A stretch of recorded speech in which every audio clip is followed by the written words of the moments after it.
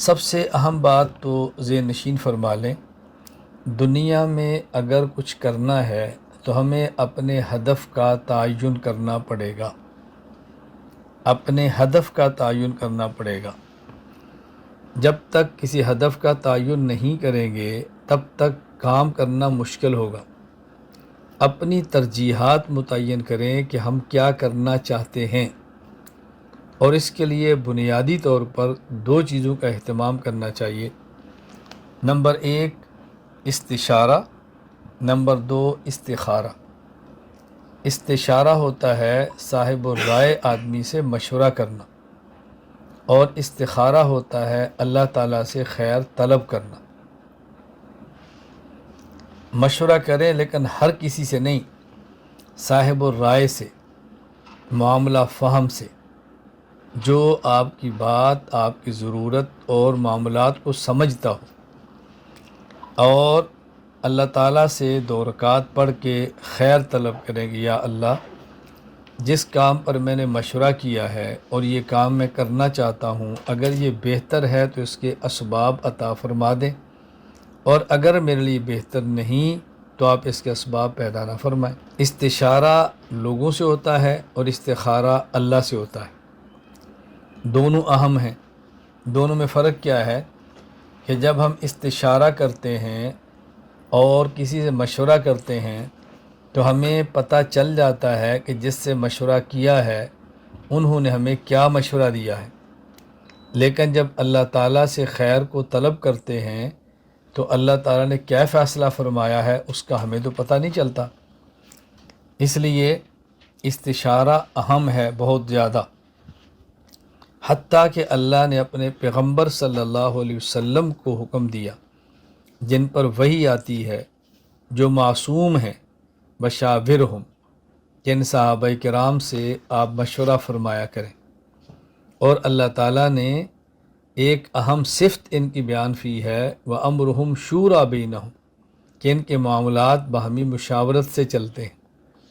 مشورہ بہت اہم ہے، مشورہ کریں اور پھر اللہ سے خیر طلب کریں۔ اس کا نام استخارہ ہے۔ استخارہ کا معنی یہ نہیں ہے کہ ہم سوئیں گے تو خواب آئے گی، ہمیں خواب میں کوئی اشارہ ملے گا، پھر اس کے مطابق ہم کام کریں گے۔ یہ اچھی طرح ذہن نشین فرما لیں۔ ابھی چند دن قبل میں نے تفصیل کے ساتھ محرم کے ماہ میں حضرت حسین رضی اللہ تعالیٰ عنہ کی شخصیت، آپ کی خدمات، واقعہ کربلا کا پس منظر اور آپ کی ذات مبارکہ پر ہونے والے اعتراضات کے جوابات پر مشتمل 3 دن ہر روز 2 گھنٹے 6 گھنٹے کا بیان کیا۔ انشاءاللہ تفصیل سے آپ کے ساتھ آئے گا، کتاب بھی چھپ جائے گی۔